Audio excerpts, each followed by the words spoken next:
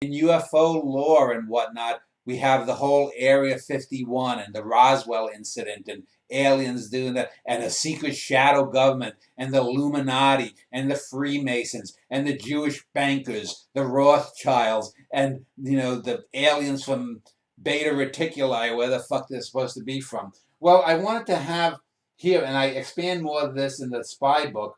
Uh, there are things, for example, there's an island called Plum Island off of Long Island, uh, and between Long Island and Rhode Island, where supposedly the government did secret tests on animals, and whenever a dead animal washes up on Long Island or Connecticut shores and looks funny, they think it's some government experiment. So here I wanted to have my own sort of in-book paranoia. And so I came up with the idea, when I was a kid, there was a place called Creedmoor Hospital for the criminally insane. Most people are familiar with Bellevue, where people who do some criminal act are sent for psychiatric evaluation. In shows like Law and Order and whatnot, people will always talk about going to Bellevue.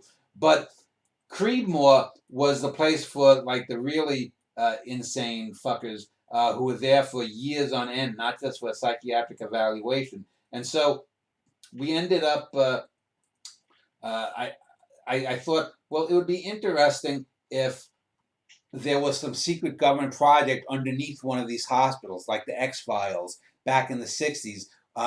I'm playing off the whole One Flew Over the Cuckoo's Nest kind of thing, where these characters are set up. And it seems that some crazy person who may or may not be the mule was brought in maybe by Big Frank or whatnot. And so now the mule has been put under government surveillance. This is also gives into the sort of Batman mythos of Arkham Asylum, where the Joker and all his enemies are. So I'm even though I'm not a big comic book superhero fan, I do, again, the way I use soap opera things, taking comic books here along with films and soap opera. Here we have the super criminal, the mule, possibly ending up in an insane asylum. We find out he lives another 20 or so years. And we have an interview then with the doctor who gives an idea of what may have happened to the mule or whatnot.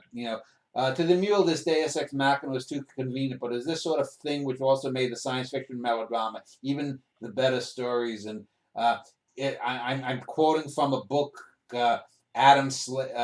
I forget the name of the book, but the character Adam Slade, which is I mentioned this character Michael Nur that is mentioned by Bit von Reingel in this book. He appears much more in the spy book. He's going to appear in later books. He did a book called Sex Life of the Gods. This Adam Slade story, I forget who wrote it, but it turns out that Adam Slade, in this sci-fi story from the late 50s or 60s, which is in the public domain, Adam Slade was the Adam of the Bible, and Adam Slade was an ancient astronaut that came to Earth and ended up being the Adam that helped populate it and whatnot. So here we have that, and this is going to figure in my sci-fi book where mule devotees become a cult that end up trying to take over another planet, 1,000, 1,200 years in the future or whatever. So one of the things I've been doing in a lot of the later books of the last 5 or 6 years is I set up loose ends that I'm going to pick up in other books so that I get this organic universe